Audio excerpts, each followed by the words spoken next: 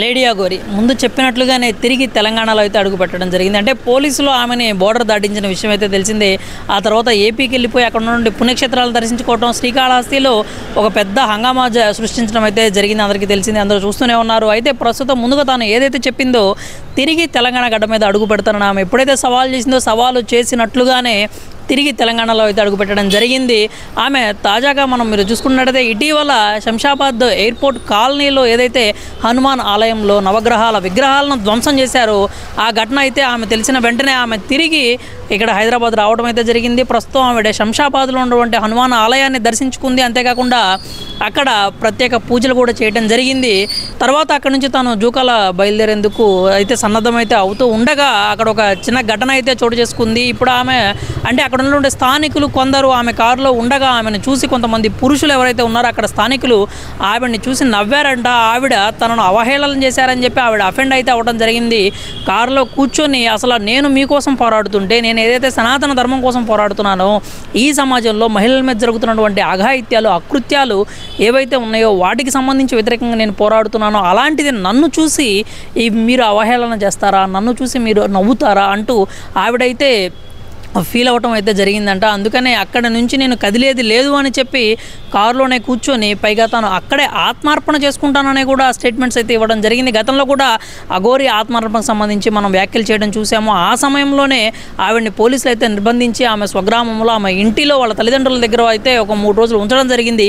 ఆ తర్వాత అక్కడ నుంచి నేరుగా బోర్డర్ దాటించేసి మహారాష్ట్ర బోర్డర్ సమీపంలో అయితే ఆవిడని వదిలిపెట్టడం జరిగింది. ఆ తర్వాత ఆవిడ అటు నుంచి ఏపీ వెళ్ళిన విషయం కూడా అందరికీ తెలిసిందే. ఇప్పుడు మళ్ళీ తెలంగాణకు తిరిగి వచ్చి హైదరాబాద్లో ఈ హనుమాన్ ఆలయం ఏదైతే అక్కడ నవగ్రహాల విగ్రహాలు ధ్వంసం జరిగిందో అక్కడికి వెళ్ళి ప్రత్యేక పూజలు చేయడమే కాకుండా అక్కడ స్థానికులు ఆమెను అవహేళన చేశారని చెప్పి ఆమె మనస్తాపానికి గురయ్యి ఇప్పుడు ఇక్కడే నేను ఆత్మార్పణ చేసుకుంటాను అంటూ ఆవిడ కారులో కూర్చోవడం అయితే జరిగింది. ఆమె కేవలం మాటలు మాత్రమే అనడం కాకుండా ఆమె దగ్గర ఉన్నటువంటి లైటర్ ఒకటి ఉంటే అది తీసుకొని ఆమె దగ్గర ఉన్నటువంటి అగరబత్తీలోకి తీసుకొని కొన్ని అగరబత్తీలను అయితే వెలిగించి తన పక్కన ఎప్పుడూ కూడా ఒక పెట్రోల్ క్యాన్ అయితే రెడీగా ఉంచుకుంటుంది. ఎందుకంటే ఆమె ఏ సమయంలో ఎంత దూరం వెళ్ళాలో తెలియదు కాబట్టి ఏదైతే ఆ సేఫ్ సైడ్ పెట్రోల్ క్యాన్ పెట్టుకుంటుందో గతంలో కూడా మనం చూసిన శ్రీకాళహస్తిలో అదే పెట్రోల్ క్యాన్ నిండా ఉన్నటువంటి పెట్రోల్ తీసుకొని తన ఒంటి మీద కారు మీద పోసుకోవడం జరిగింది. ఇప్పుడు అదే పెట్రోల్ క్యాన్ తన పక్కన పెట్టుకొని ఈ అగరబత్తీలను ఏదైతే ఉంటే వెలిగించి ఆ మంట కూడా పెట్రోల్ క్యాన్ దగ్గరకు పెట్టి నేను ఇక్కడే ఆత్మార్పణ చేసుకుంటానంటూ కూడా అందరినీ భయభ్రాంతులకు గురి చేయడం అయితే జరిగింది. ఆ 4 మిర్రర్స్ కూడా అంటే కారు మొత్తం కూడా లాక్ చేసుకొని ఆ అగరబత్తీలు వెలిగించుకొని ఎలా కూడా అంటే బయట గాలి లోపలికి కానీ లోపలికి గాలి బయటికి వచ్చే ప్రసక్తే లేకుండా అగరబత్తీలు కూడా అన్నీ వెలిగించుకొని ఆమె లోపలే కూర్చోవడం జరిగింది. తనను అవహేళన చేశారు అన్నటువంటి ఒక ఆరోపణ అయితే ఆవిడ చేస్తూ ఉంది. అక్కడ ఉన్నటువంటి స్థానికులు తనను చూసి నవ్వారు అని చెప్పి తనను అవహేళన చేశారు అని చెప్పి ఆమె అయితే చేస్తూ ఉంది. ఈ నేపథ్యంలోనే అక్కడే ఉండి నేను ఇక్కడే ఆత్మార్పణ చేసుకుంటాను అని చెప్పింది. అక్కడ ఉన్న స్థానికులు కూడా ఆవిడతో ముందుగా మాట్లాడే ప్రయత్నం అయితే చేశారు.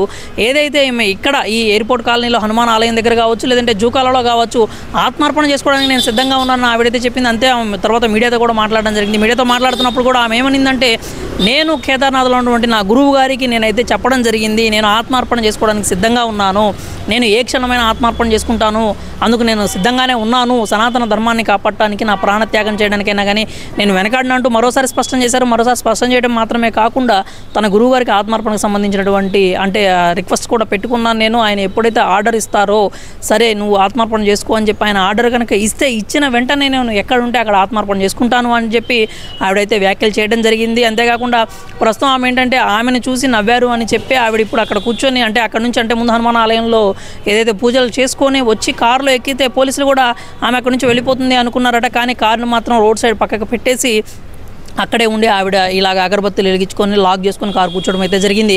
ప్రస్తుతం అక్కడ స్థానికులందరూ కూడా అఘోరిని చూసేందుకు ఎగబడుతూ ఉన్నారు. అసలు అఘోరిని ఇప్పటివరకు మేము వార్తల్లో చూడటమే, టీవీల్లో చూడటమే, కానీ ఇట్లా నేరుగా మా దగ్గరికి వచ్చేసరికి అసలు ఆవిడ ఎలా ఉంటుంది, ఏంటి, ఎలా మాట్లాడుతుంది, మేము స్వయంగా చూడాలి అనేటువంటి ఆ ఉత్సుకత ఏదైతే ఉందో ఆ ఉత్సాహంతోనే అందరూ కూడా స్థానికులు ఆమె దగ్గరికి వెళ్ళడం, ఆమెను చుట్టుముట్టడం చేస్తూ ఉన్నారు. అయితే ఏదైతే పురుషులు ఆమెను అవహేళన చేశారని చెప్పి ఆవిడ చెప్పిందో ఆ నేపథ్యంలోనే ఆమె కారు దగ్గరగా ఎవరైనా పురుషులు వెళ్ళినా కానీ ఆవిడ కోపోద్రిక్తురాలైపోయి ఆ అద్దాలను కూడా బద్దలు కొట్టడం జరుగుతుంది. అంతేకాకుండా పోలీసులు తనని నిలువరించారని చెప్పి ఆమె ఆగ్రహం వ్యక్తం చేయడం కూడా జరిగింది. అసలు పోలీసులు నన్ను ఎందుకు ఆపుతున్నారు, నేను చేసిన తప్పేంటి, నేనేమైనా గుళ్ళు పగలగొట్టానా, మసీదులు పగలగొట్టానా, చర్చిలు ధ్వంసం చేశానా, లేకపోతే ఆడపిల్లలు ఎవరైనా అబ్బాయిల మీద నేను అఘాయిత్యానికి పాల్పడ్డానా, నన్నెందుకు పోలీసులు అడ్డుకుంటున్నారు, నన్నెందుకు నిలువరిస్తున్నారు, అసలు వీళ్ళు నన్ను ఆపే ప్రయత్నం ఎందుకు చేస్తున్నారు అంటూ కూడా ఆమె ప్రశ్నించడం జరిగింది. అంతేకాకుండా అసలు ఎందుకు పోలీసులు మిమ్మల్ని ఎందుకు అడ్డగించారు అని చెప్పి ప్రశ్నించగా, ఆ విషయాన్ని పోలీసులని అడగండి, వాళ్ళు అసలు నన్ను ఎందుకు అడ్డగిస్తున్నారు, నేను చేయాలనుకున్న పనికి వాళ్ళు ఎందుకు అడ్డం పడుతున్నారంటూ కూడా ఆవిడ ఆగ్రహం వ్యక్తం చేయడం అయితే జరిగింది. ప్రస్తుతం